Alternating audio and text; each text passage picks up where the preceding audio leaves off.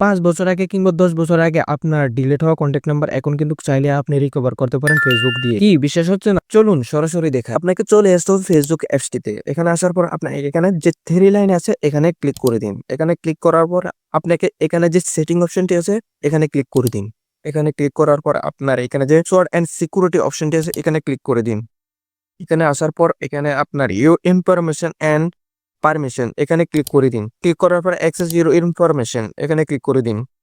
এখানে ক্লিক করার পর আপনার এখানে যে পার্সোনাল ইনফরমেশন এখানে ক্লিক করে দিন। এখানে ক্লিক করার পর আপনার এখানে যে ইউর অ্যাড্রেস বুক এই অপশনটি আছে এখানে ক্লিক করে দিন।